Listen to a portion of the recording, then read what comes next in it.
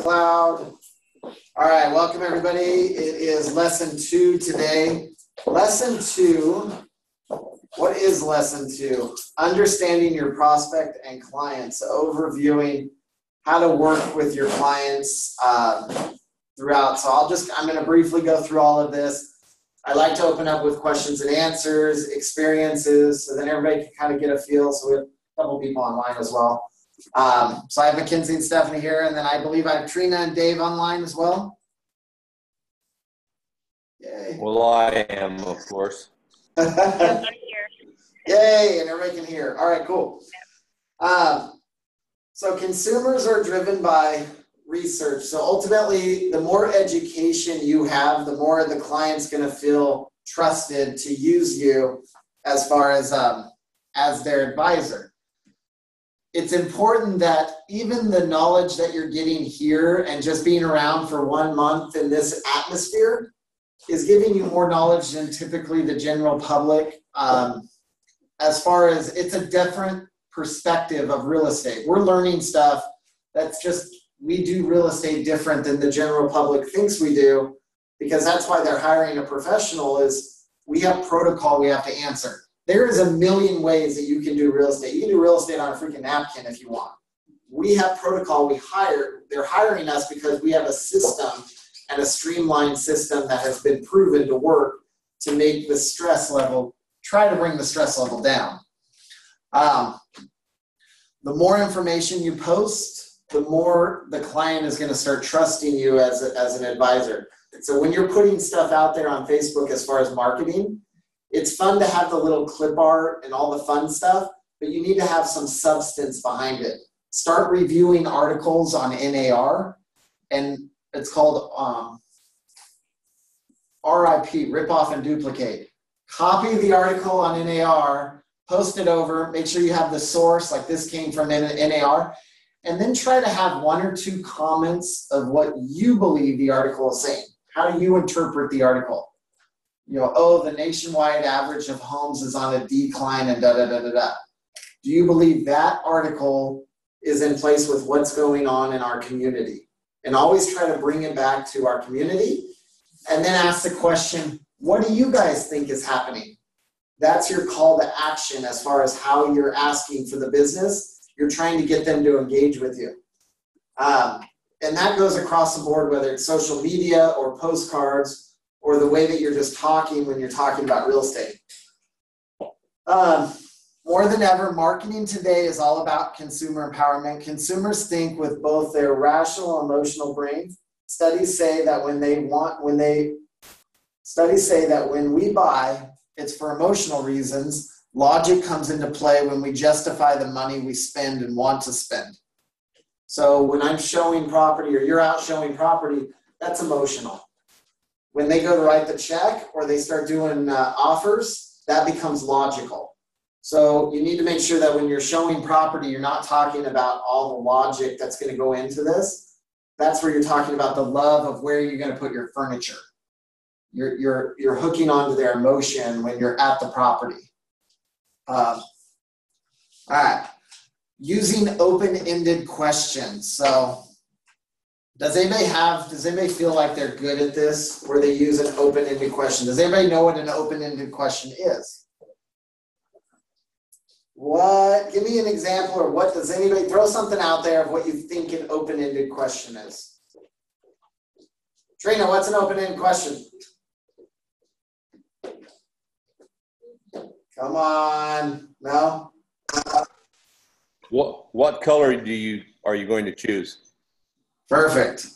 Open-ended is trying to get something from them other than a yes or a no. So by getting information from them, you're building what they're looking for. So by asking open-ended questions, you need to get in the habit of asking open-ended questions as far as who, what, why, where, and how. If you get your brain in habit of when you're talking to a potential client and you're asking them who questions what, where, when, and how, that's going to get you a lot of information other than, so are you looking to buy this month? No. What month or how soon are you looking to buy? How soon are you looking to buy?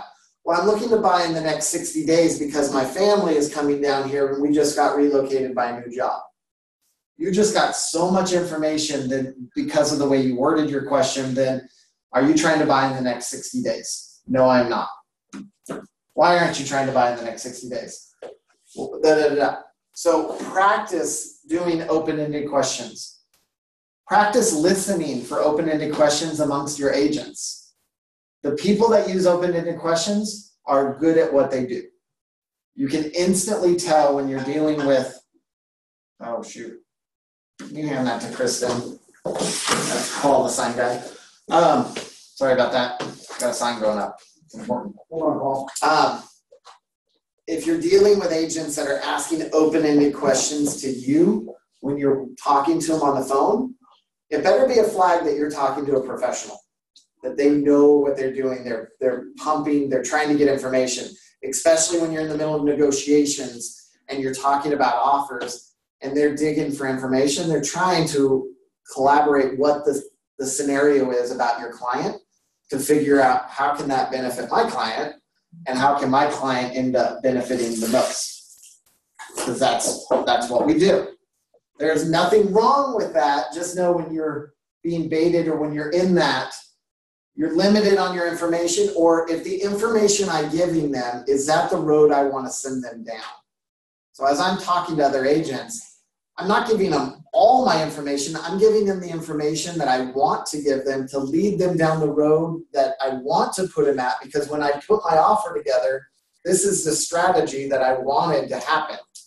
I led them to believe that my client had to stay in place with this when I'm selling the house. The possession of the property is the most important thing. So ultimately, if I get an offer that comes in that says, hey, my client's willing to give you 30 days to stay at the house, I didn't tell him how to write the offer. I led him down on what is important to my client. And he came up with his own conclusion. Understanding your client better. Buying a house isn't the same as buying stock, an air conditioner, or even a car. It's a product with plus and minuses. There's school systems, there's small kitchens, new roofs. A house represents the kind of life you want to live. So ultimately, it's also a status quo. And if you're dealing with a client that is all about that, and you can tell by the car they drive, the title they have at work, their house is going to be a big representation of who they are. That's very emotional for them. We are susceptible to, all right, blah, blah, blah. Okay, everybody can read all this stuff. Home is where the head is at.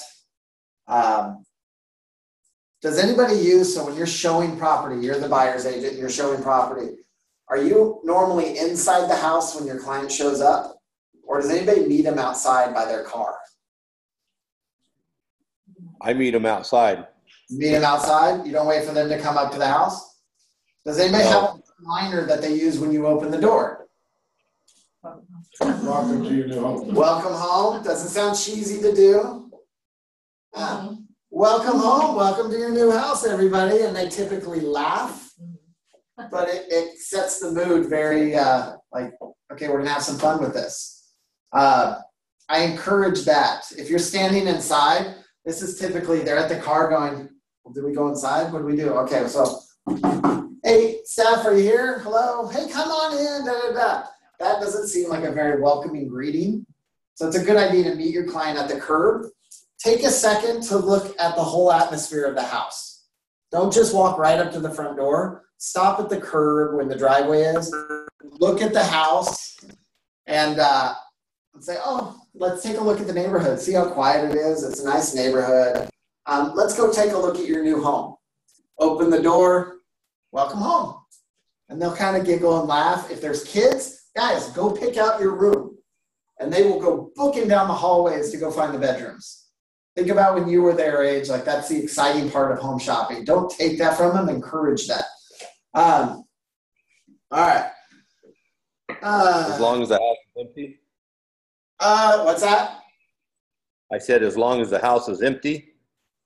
Yeah. You're definitely knocking on the door and saying, again, you're opening the door. Hubbell Real Estate. This is Dave. This is Stephanie. Hubbell Real Estate. All right, guys, welcome home. And that's where you're kind of stepping out of the way to give them the entrance. Make sure you're blocking the door when you open, or else they will just go walking right in, and you want to make sure it's vacant and clear. Make 2 lists. So it's good to sit down. If this is the first house that you're showing, meet the client at the countertop and have your list called needs and wants. If you haven't already done this, like maybe it's an internet lead and you haven't really built a rapport, this is an excellent way to build an instant rapport with that client that client's going to feel like you're listening to what they want. So making an Excel document that says needs and wants, putting a little thing on there like needs are absolute. Try to find a piece of clip art that really justifies like a want, like a I need this. Maybe a guy is like, I need this, and that's on that side. And a want is like, I'd love to have this. That's a fun little clip art. And then you pull that document out every time that you meet with a buyer.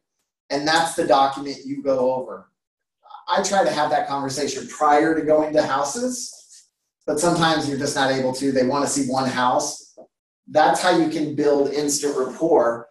Have a needs and wants. Explain to them when we look at property, we're looking at the things that we can't change. Location, structure, neighbors, neighborhood, things like that. Cosmetic stuff, you need to prep your client, like color of a house, the furniture, the decorations on the walls, the pictures on the walls. You do need to prep your client. Hey, we're not here to figure out who, how lovely their buyer is or the seller and how wonderful the pictures are on the walls. You want to keep them engaged on the house. So if you can get there 5 minutes before and kind of take a look, oh gosh, this hallway is going to be a huge distraction. Let's make sure we hustle through the hallway and get them back to the master bedroom, because all these pictures on the walls, they're going to stop and take 3 to 5 minutes to learn, do I know this person? I wonder what's going on in their world. Oh, look at that picture. And they're taking away from the house. They're going to jump into a different mindset, and that's not where you want them.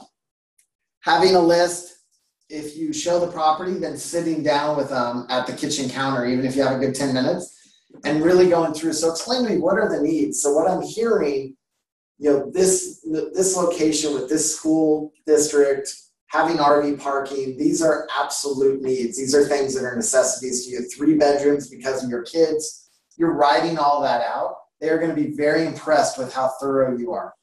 So wants are the cherry on the top.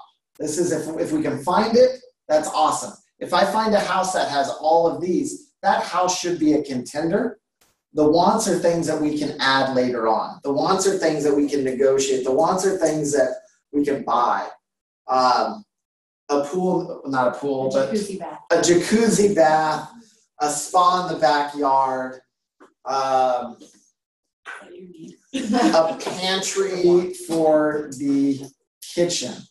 It's like, well, maybe they have a pantry, but the door's not there. I really want a door that says pantry on it and it's glass. Cool. That is a cosmetic thing. That can be handled later on.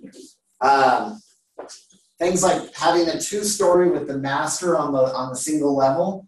Typically, maybe it's a generation that doesn't want to walk upstairs all the time, so they want to make sure all their living space is all on the ground floor. That's a very common request. Make sure when you listen to your client, you're able to determine, is that really a need or is that just a want? And wants are very important, but make sure you categorize them as a want, because when it becomes an obstacle and you have everything that you have on your list for your needs, but your want is your obstacle, there's solutions for those wants. There's ways to get around that. And then you can always bring them back. Do you remember our first meeting when we talked? This is ultimately what you needed. This house has everything you need. Maybe we can negotiate for the seller to pick up a couple of those wants. Let's go ahead and come back to the office. We'll write that up. You have a much easier way to get them to come back and start getting in their head, yeah, you're right. I can see long-term for this. It's not that big of a deal. Okay. Prospecting. So who prospects? Who's looking for leads or clients? You all should be raising your hand like me. You should be doing that every day. Your goal is always, if you're not pushing yourself to try to find more business, then ultimately, if you're not growing your business, you're shrinking. If you're staying stable, you're shrinking, because if you lose one client, you've just dropped down. You constantly need to be adding people into your database of potential clients in the future, because that is the name of the game. You're always growing your database, because sometimes people aren't ready now. You can't wait around in this business because you don't get paid to talk to people. You don't get paid to answer questions and be their trusted advisor. You get paid for one thing: when you close an escrow. That's it. And that doesn't happen all the time in the exact time frame that you need. So you need to have a lot of people in your database you're talking to in order to make a living out of this. If your goal is, I want to make some hobby money or make $10,000, you could probably get away with that. Not very difficult. You want to make $10,000 a month, you need to be prospecting all the time. You want to make a career income, you need to be prospecting all the time. Who believes $100,000 is a lot of money to be made in this industry? And it's hard to do.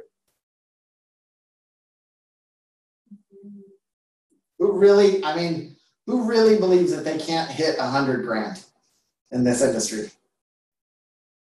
I think I can. You can. Yeah.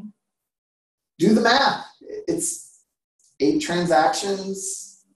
Maybe it's 3 transactions. In our community, $1 million homes are not very difficult. $25,000 commission to sell $1 million home, and that's a standard home in our community right now. You have to do 4 of those. 4 homes in a year to make 100 grand. You can do 4 homes in a month. And then you're just like living the high life until you go, oh shoot, I forgot to prospect. And now I ran out of money because I made all my money and I forgot to prospect, and now I have nothing to sell in the future. That's the timeline, passive. And okay, so prospecting, to stress how important prospecting is, it needs to be time blocked in your day, every day, if you want to make this a career. If you don't have anybody to prospect, things that are passive are turning your name badge upside down. That's a passive way of prospecting. Active are literally going out there and talking to business owners or homeowners. Your market is a neighborhood. Those are homes. That's your product. An active way is talking to those homeowners, period. Doesn't matter how you do it. That's your product. Those are your people. Go talk to them. Whether you talk to them through social media, if they engage with you, that's active. If they don't engage and you're just sticking blogs out there and things that just aren't getting a response, that's passive. You need to be doing both. Active are going to get you paid immediately. Passive is what you build over time, and it will pay back dividends if you have a referral network. So active is your daily activity. Those are things that I need to get 5 people today to talk to me about real estate that are new. That's your mindset. If you have that mindset, you will succeed. If you have it so deep ingrained in you that it's like, I have 4 people, shoot, it's 8 o'clock at night, I can't stop today. I got to go to the grocery store and talk to somebody. I got to go get a coffee. I got to go down to the mailbox, go to the P.O. box. Like, I have to go get my one more person. That sort of ambition and level of persistence is what's going to make you succeed. You don't stop until you get it. Yeah, okay. Sometimes you're going to get rejected. Rejection is a good thing. You can't win them all. You're not going to get everybody that loves you. So when you get that rejection, you literally are one more step closer to getting an acceptance. Everybody has heard this. I know it's cheesy, like, yeah, I get rejected. But the reality is it's true. This is a numbers game. If you go through enough no's, you are going to get a yes. The only time that you will ever fail is when you quit.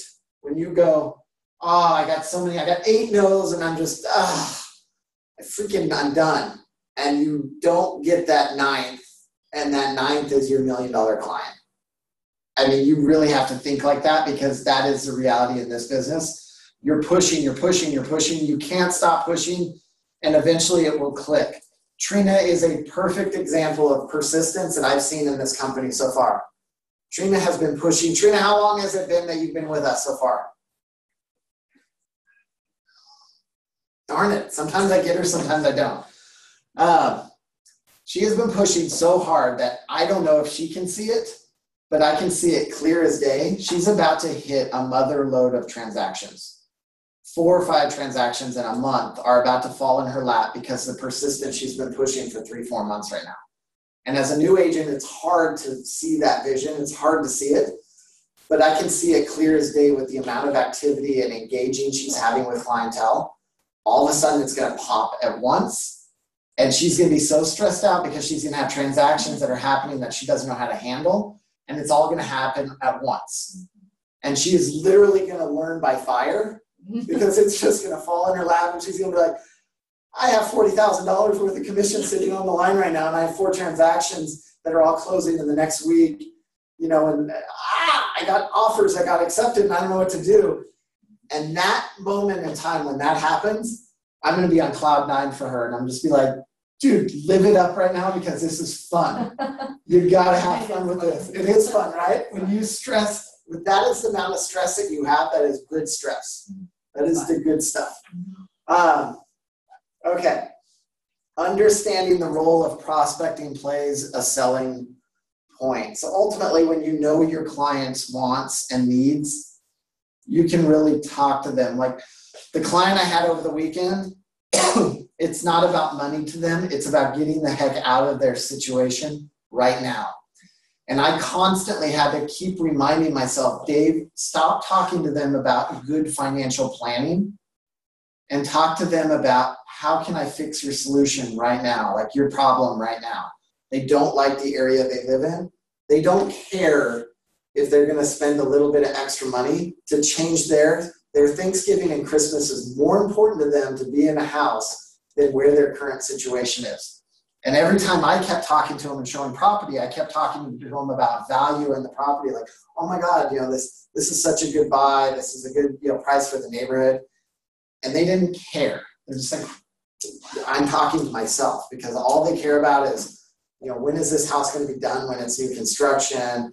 How close am I to the ocean? Like, is the lifestyle that I'm going to get in this house going to be better than the lifestyle I'm currently at? And if I literally had to stop myself and go, what's important to them? The lifestyle. How close is it to jogging down and having a coffee at Shell Beach? Like, how important is it to be able to watch the sunset at night when they're relaxing with their family? What's the security like if their husband's out traveling all the time? Those should have been the things that I talked to them about, not, oh, the value for the house is great. This price, you know, this is a good price. They could care less. And so I caught myself because I wasn't engaging properly with them. And I had to change my mindset to really do that. So understanding your client's important. Any of these prospecting items, here's a list of things that you can do to prospect. This is old school way, but it works. You know, you see on Facebook all these times like, oh, your broker's constantly pushing you to do old school ways of prospecting. Why? Because it gives results. The fact is, no one wants to work anymore. And so they want the easy way. Well, guess what? The easy way doesn't exist. You're getting sold on someone else's system to tell you that, oh, if you sign up with me, I'm going to give you business. Buyers want educated agents. Buyers want agents that are willing to work. If you're calling people on a consistent basis, you're impressing that buyer that, wow, your follow-up is amazing. You're building the rapport with that client. There's no way to build rapport without putting in the time. This is just getting your buyers have to see that you're in the community, that you're doing what's necessary to do it.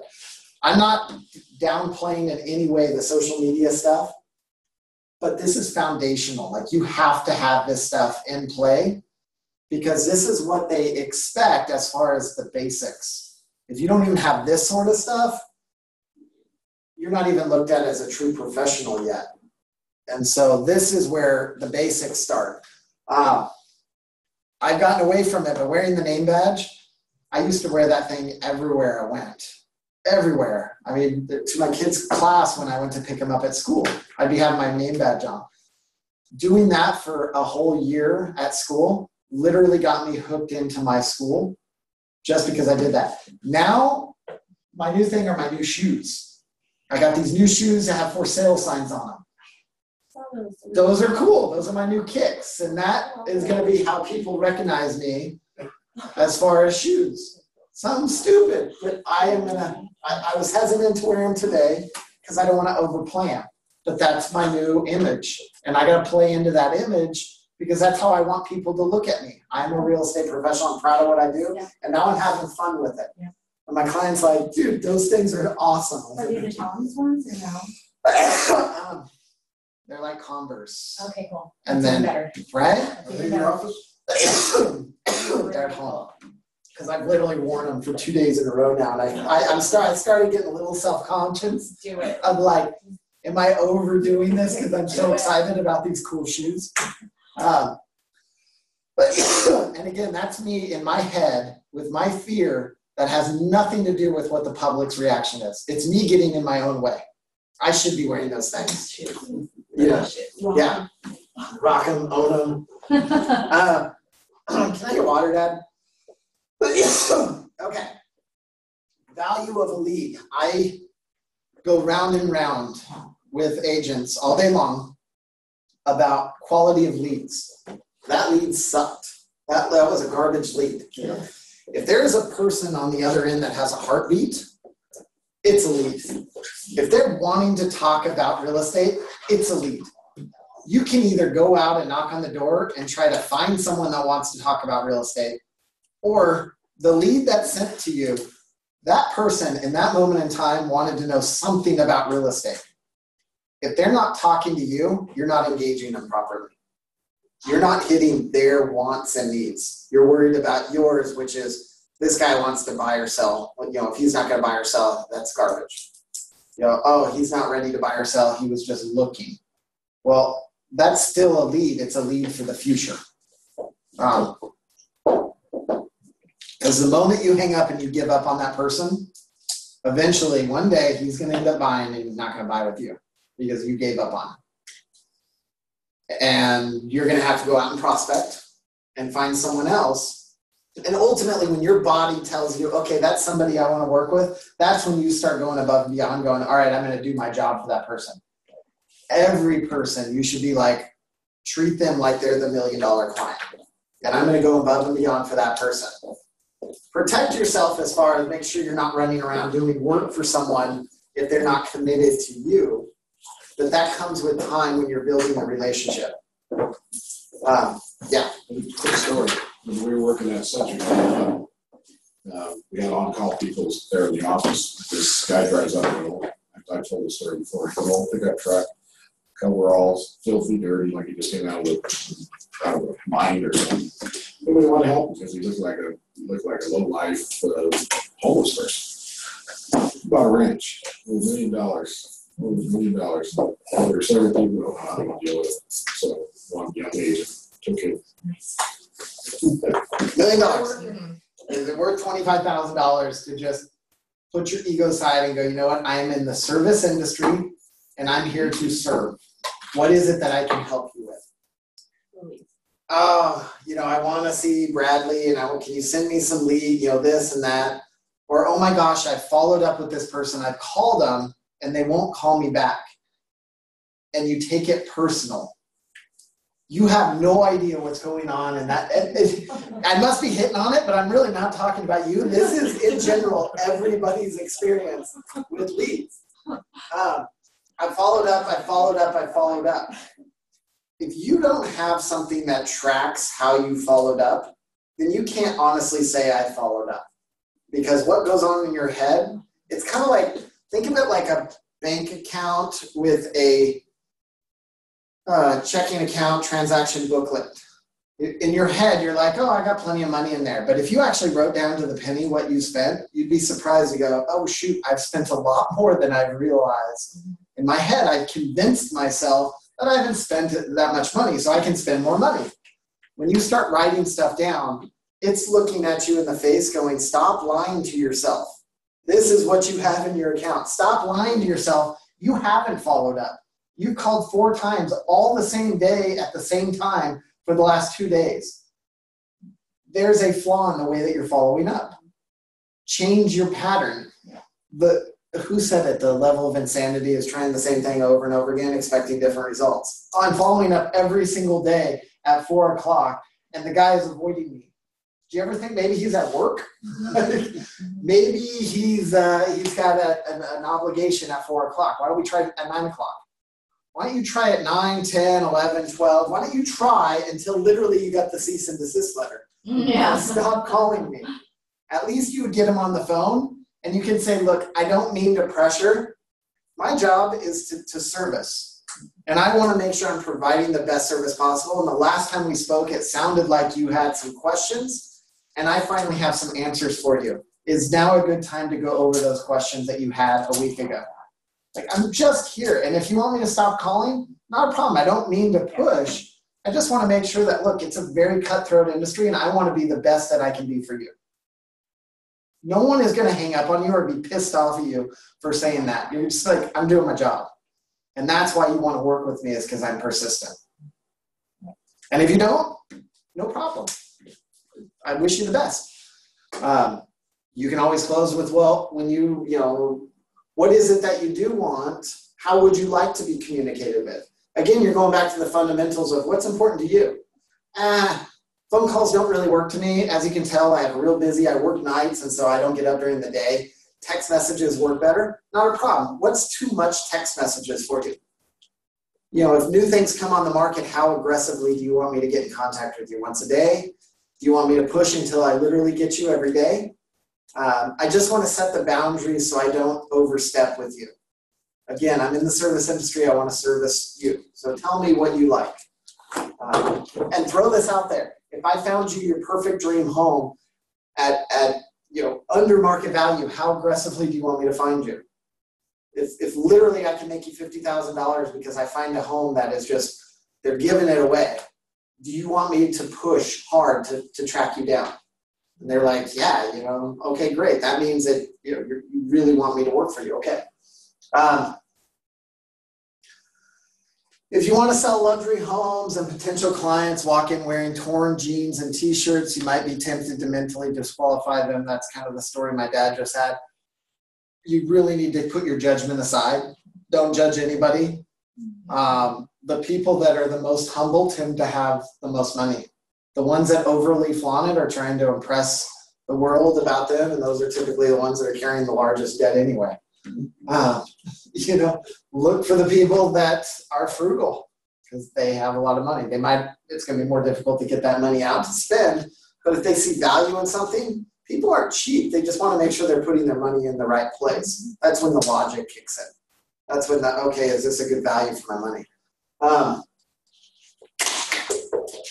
Try to always consider, I always put myself in my client's shoes when I'm being in that service industry. Consider the last major purchase you made, perhaps refrigerator, television, car. Did the salesman use any steps to help you decide on buying? In what ways could he or she have done a better job, and what eventually sold you on the product? So again, I like the concept of education to sell, not high pressure sales, not push and the takeaway type sales. I like to educate. I educate until literally they have no more concerns, because I've taken all their concerns away by giving them the educated response to that. Like, you thought one way, but this is a way that we can get around it. And this is how we can protect ourselves doing that. I find people are pretty darn educated now, and no one likes to be pressured into anything. So eventually you have to set the boundaries as far as, if the education means I'm the expert in the market and I can tell you right now, this is a good value, a good property, and there's been a lot of experience, a lot of activity on this property, you do need to make a decision, because I'm concerned that this is going to be wrapped up, and by the time you're ready to jump, it's going to be off. That's not pressure. That's educating them on the market. This is the reality of what's going on in this market. How you present that is whether or not they believe you. And that's where it comes down to that. I'm not trying to pressure you into selling, but I want you to, let me explain what happened last week with another client. Let me explain what happened to 3 homes in this market right now. I know we've all been in this scenario, or at least this is a scenario that you will be in. And having the facts as far as the house down the street sold in one day. I think you've used this before because we've talked about it. The house down the street sold in one day. This one's not on the market yet. We need to be educated on what we're doing right now.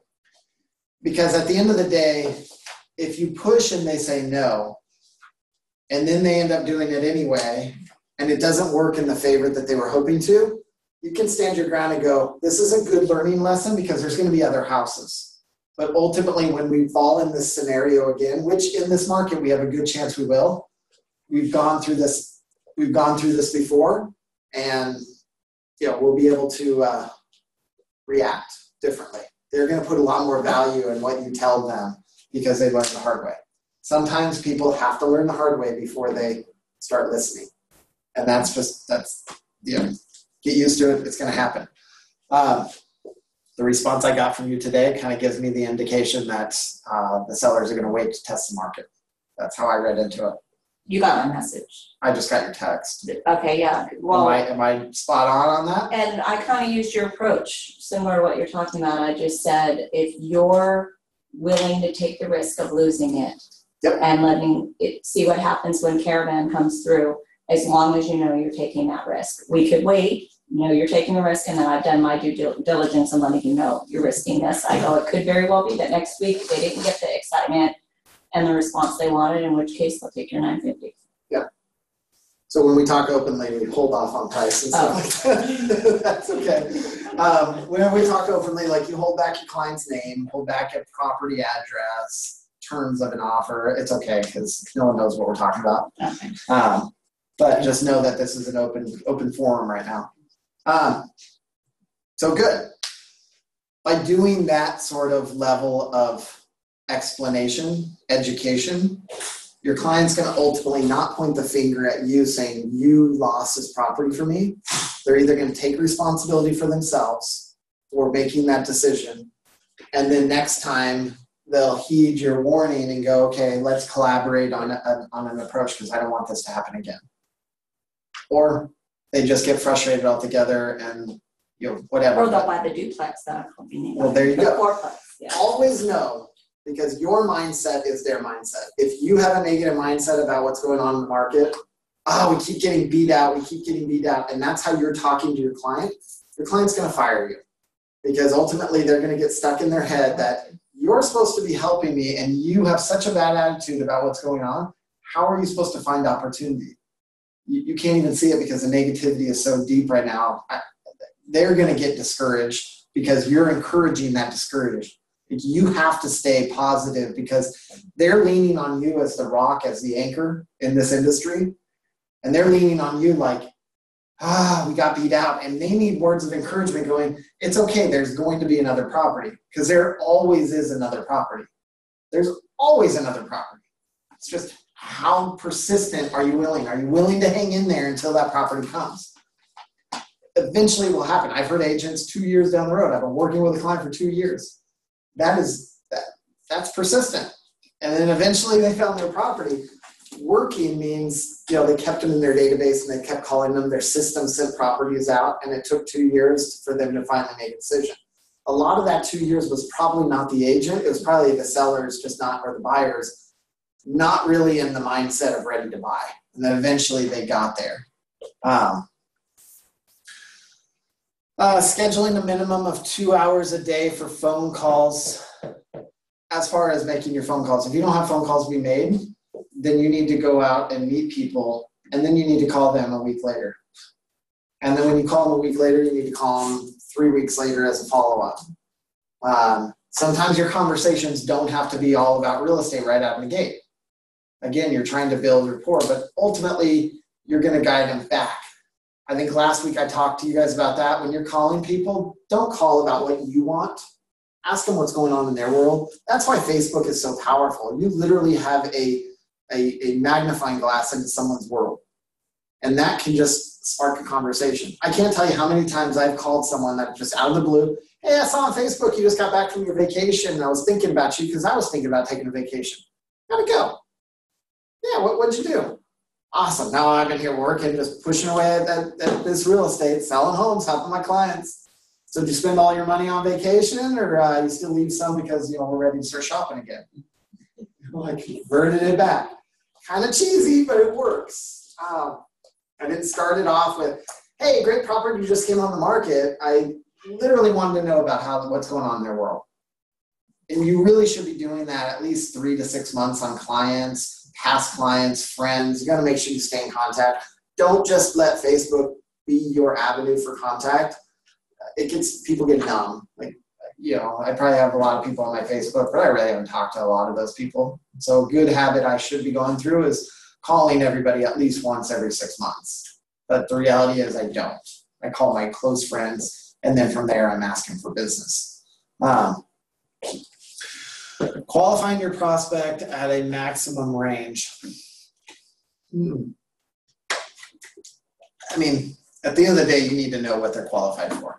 So what I want to start doing is having a lender here once a month, and they're not going to talk to you about products that they're doing. He's going to talk to you about the back end of what a lender does, how to do the math when people are asking you questions like, oh, what would my payment be?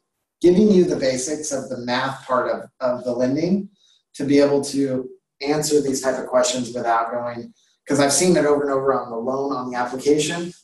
People are having a hard time doing the math part when putting loan amounts in the contract. And there's apps that a lot of them give you, which like. But to understand the concept of what is principal and interest, how do I qualify taxes, how do I do homeowner insurance, what does that look like, what does it mean to be amortized over 30 years versus 15, how do lenders get paid? So you know whether your client's getting booked or not, as far as is the lender overcharging, because the lender is like commission-based as well. They're selling a loan.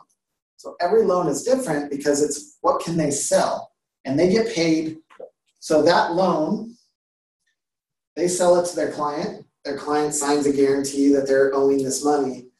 And the lender, the brokerage of that loan, takes that loan and they package up all the loans they did that month. And they say, hey, bigger company, come buy these loans at a rate, and that brokerage gets paid to sell these loans to a bigger company. Then a big company like Fannie Mae will take that big package, put them together, and they'll sell them at Wall Street, calling them mortgage-backed investments. And now the general public is buying into the mortgage industry, which is where we're getting our money to loan out to the general public. So everybody's getting a piece all the way around. The interest rate is really what drives how a lender is getting paid. Do they charge an origination fee, which means they charge an additional cost up front because they got a small interest rate, and that's prime?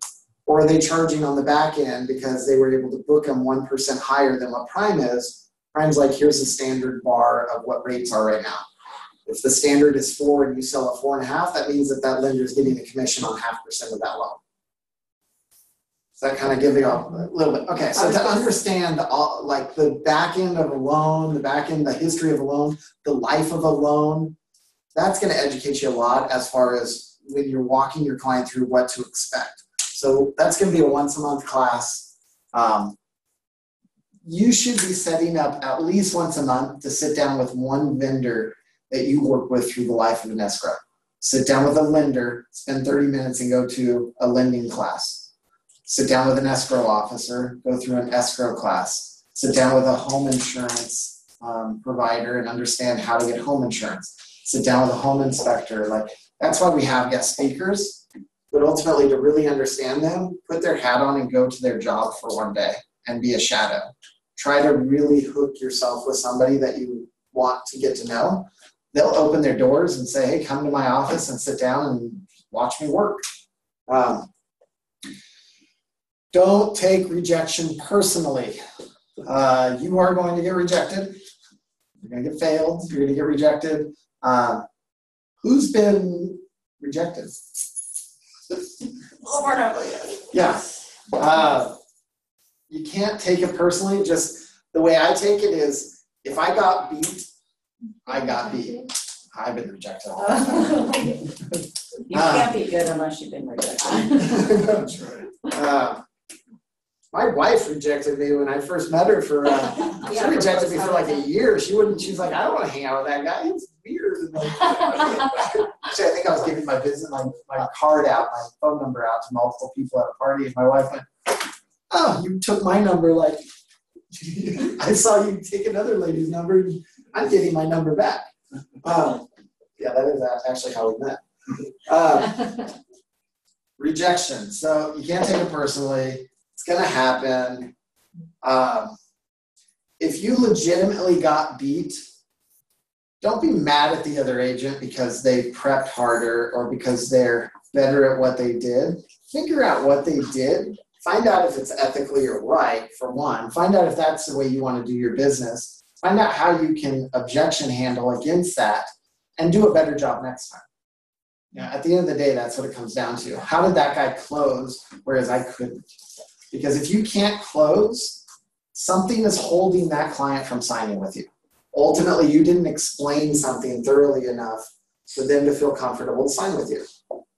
Or literally, they don't feel that you are aggressive enough. They don't feel that you're doing enough phone calls. They don't feel that you have a good enough system in place to handle their transaction. Whereas this agent nailed it. Find out where you're lacking and do better. If you're not constantly trying to make your system better, then ultimately the next agent in line is. And that's how fast this industry changes. It's every day, what am I doing this month to make my presentation better? And if you don't have a presentation, like you have a presentation now, you're getting better and better at it. You still need to be tweaking it. Not only do you need to be better at your explanation of it, but you have to add more into it to give you more flair, to give it more pop, pizzazz, oomph, your wow factor. Right now, you have your presentation. I'm waiting to see what your wow factor is, where you're in that presentation where you just kill it, where no one else has, and this is what you strive to master in my presentation. This is what I'm most proud about in my presentation.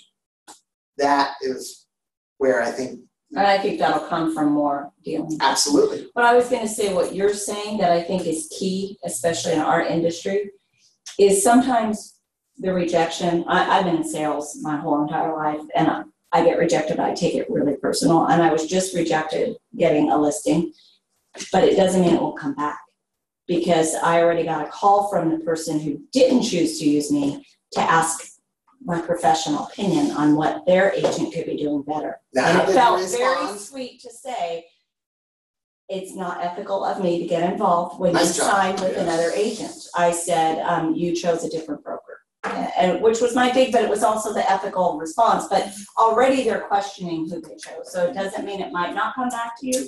So you can be pissed off and not have wine with them for a week or two, but it doesn't mean that, if, you know what I mean? You want to still stay professional because they might come back. I have a weird feeling they are going to come back. At the end of the day, sometimes clients burn you or you get burned. At the end of the day, you're making a business decision. Do I want to continue? Like, I've had clients where I just don't want to do business that way anymore. I don't want to do business with that person. And I'm making a business decision that I'm choosing to reject them. You know, so not only are you rejecting, but sometimes after you get working with a client, you find, I don't want to work with that client. This is more liability than it's worth. I'm rejecting them. It's not always they're hiring you. You're interviewing them just as much as they are with you. I know that's hard to say. It doesn't happen very often because you're always like, I want my transaction. I have another agent, he came to me the other week and said, hey, this is what I'm dealing with. Do I suck it up or do I tell my client off? And I said, well, tell me what's happening, da, da, da. And then we looked at it and I said, you suck it up. Yeah. Because that's your job. Sometimes it is. You got to bite your tongue on this one. We want to close it. A lot of the stuff you're talking about is personality conflicts type stuff. And, as a professional, we're just going to suck it up. We're just going to close this transaction, and in the future, you might not want to work with that person in the future. But you literally have gotten this far, and you're a week out from doing it. Yeah, just going to hold your ground, but you're not going to tell your client off. And I think that little bit of we saw, he needed to hear just to get him, okay, one more week, and then we'll celebrate. First impression is a big deal. Everybody knows this, so you can read through that. At the end of the day, how you present yourself. If you're showing up in t-shirts and flip-flops, you're not going to get much business. You might get business with people that are wearing t-shirts and flip-flops. Beach community, like all day long, cool. Know your surroundings. We're going to go do a presentation at Mind Body. I'm not going to wear a three-piece suit. Like, I'm not going to wear a suit up and da-da-da. I'll wear my kicks with my blue jeans, a name badge, and a polo. Because over there, their atmosphere is very chill and back and relaxed. I come over the top of the suit, they're going to be like, the heck is this guy? Like, I don't want to relate to that guy. So I got to know my surroundings.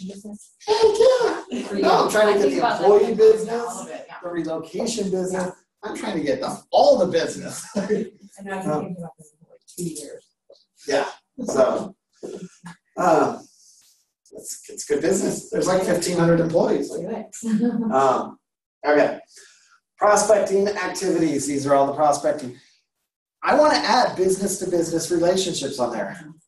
No one's ever realized that a business is almost half the time that you're spending at this company hanging out doing your work 8 hours a day.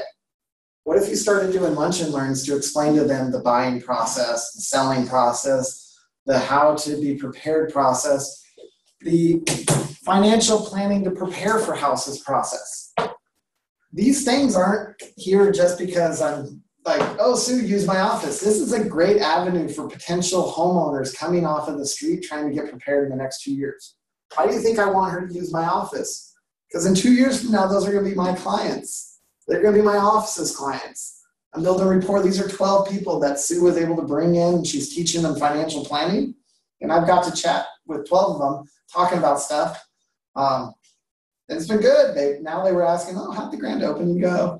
They're like, oh, we didn't want to come because we didn't want to spend any money because our coach is saying that financial planning. We're trying to get out of debt upstate. Coach Sue. Because this probably isn't the best crowd to pitch about a silent auction because we're all not going to spend any money. I said, no, that's cool. Come have food. Thinking long term in this business. Business to business, you have a company, doctor's offices, any of these, Staples, Costco, setting up a meeting for their HR department. So how would you do it? You contact HR. Say, hey, I'm a local agent in the community. I'm doing a seminar about what's changing in our market, and I'd like to educate your employees, and I'd like to bring lunch to do it. I'd like to bring coffees. I'd like to bring donuts. You could probably go around to other businesses and tell them what you're doing, and they would donate.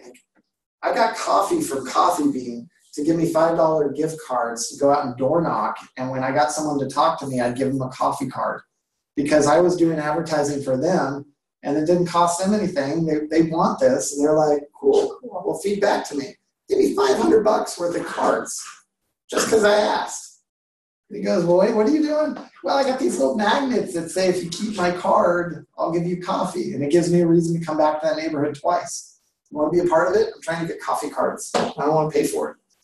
And he goes, yeah, like I have a budget to do this, and it fits in my budget, so sure, let's set it up. These are out-of-the-box thinking for marketing strategies. I actually still have those coffee cards and those magnets.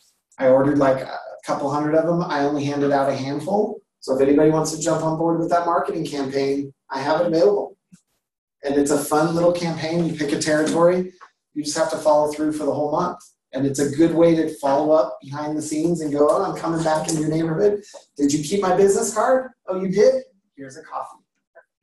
If you want to talk real estate, let's have coffee. Or let's, go have coffee or come eat with me for coffee. It's an intro. Blah, blah, blah. How much time do I have? 3 more minutes? Prospecting the wrong people. This is, okay, so I got to get into this. When you go to start your day and you go to prospect, that's you in the workforce right there at that moment in time.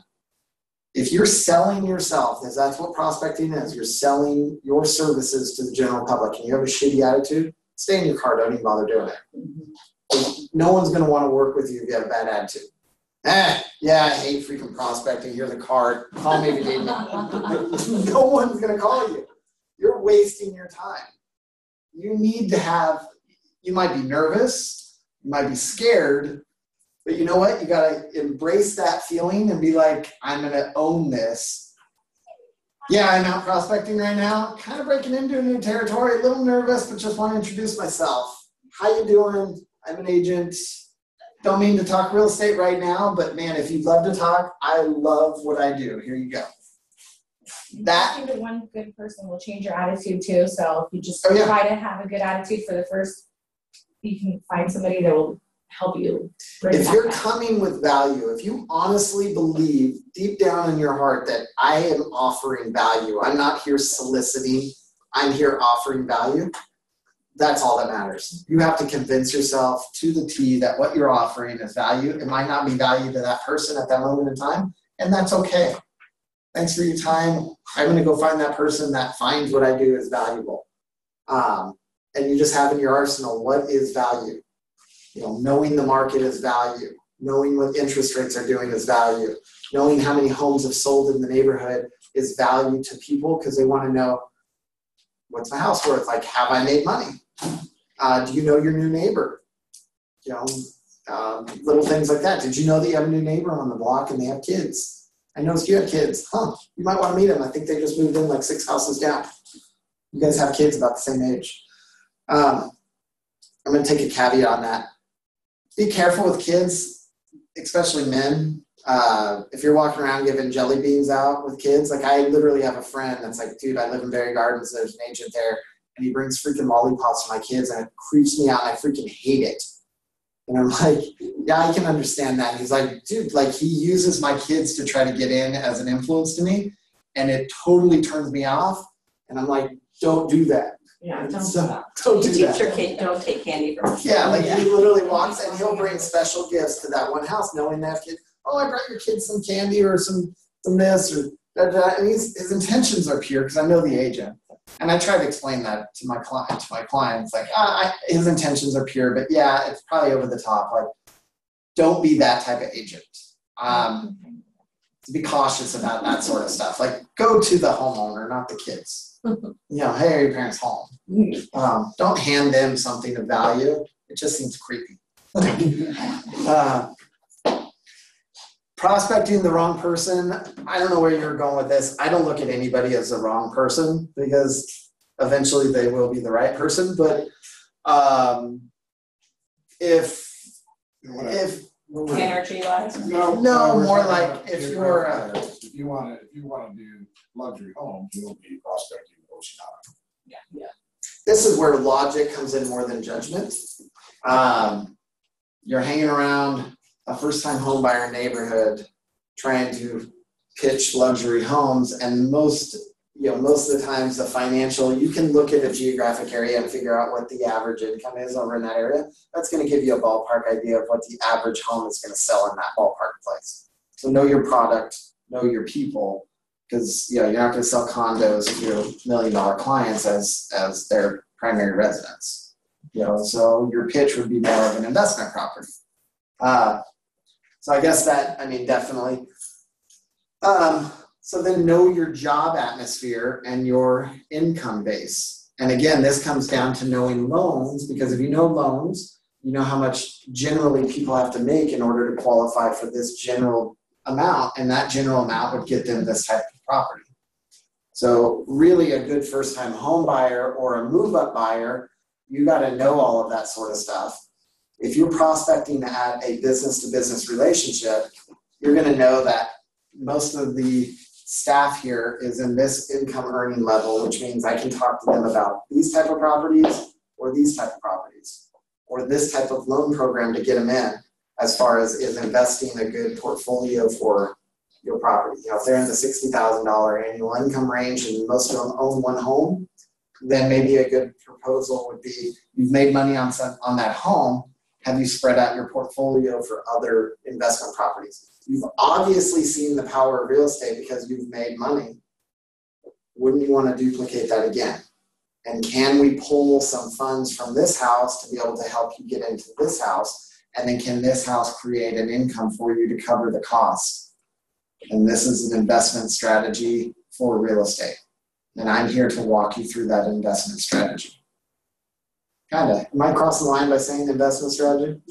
I'm here to sell you a house. I was gonna say that there was something I discovered on, maybe it was Realist.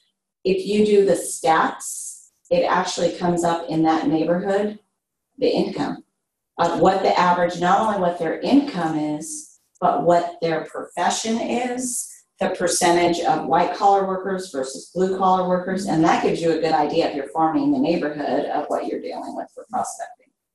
Yeah. I mean, you really have to start doing a little bit of thinking about when I campaign, because that's ultimately what you're doing when you're prospecting. You're campaigning for business. And it's not as easy as, I'm just going to go knock on a neighborhood and ask them, do you want to buy or sell real estate? You have to have a reason why you're there. You have to have a reason why you're mailing something out, why you're doing your phone calls. I'll tell you right now, phone calls, if you can get past the fear of making a cold call, those are powerful because you just need to get in the habit and you need to make it a game. I can't tell you when Sue was teaching me, she would line up little army men, and every time she got a no, we'd flick them. And it would be exciting to see all these flicks because it means I'm doing my job because I'm making my calls. And eventually one little army man's gonna be like, yay, and boom. That's what that room's for, so you can go yell. Ah, I got a no. Cool, on to the next. Okay, it's 1 o'clock. We're gonna pick it up from page 13. We'll do one more week like this. I want to say by October, I want to switch it up where we do 1 week about this class, 1 week about contracts, and then 1 week about systems. Just teaching you guys commissions, Mojo Dialer, Broker Sumo, like whatever we're doing here, Matrix, Realist, like Zip Forms, guys, so blah, blah, blah. Okay. Systems we use. Systems that we use or systems that you guys have found and you want to bring it to the table. It's pretty much where are we struggling with systems to make sure everybody knows. I think some people don't even know what I actually offer or what you have access to. And I want to make sure you know what you have, why you have it and how you can use it. Okay, questions before we end? Good? Good stuff. Thank you. Trina, Dave, did I lose you guys? No, right here. Are you awake? Oh yeah, I'm wide awake. Did you learn anything? Yeah. Okay, fair enough. All right, guys. We're good. Dave, are you good? Do you need me for anything? No, I've got everything sent out for signatures. So I think I'm in pretty good shape right now. Okay, and then Trina, we're meeting Monday. Did you get that squared away? Yeah, Monday at 6:30. But I haven't put it in your appointments yet. Okay, I'll tell Kristen right now. I also have to send over to get a referral signature from Bob. Sweet. Yeah. I'll send that over. Is that a new one? No, the one for my brother's condo. Oh, gotcha. He switched brokers, so I need to do a new one. There you go. Cool. Very nice. Does the other broker agree to it? It sounds like it, but I don't know. I mean, I'm gonna have to make it up and send it over. Okay. Very nice. Reach out if you need help with that, but you are the referring broker. So you are referring your brother over. So on that broker, on that referral agreement, you're looking for the referring part. That's where you fill out your information and your broker's information. Mm-hmm. Okay. Yep. Good deal. All right, guys. Well, we'll talk to you when I talk to you. Go get an escrow. Bye.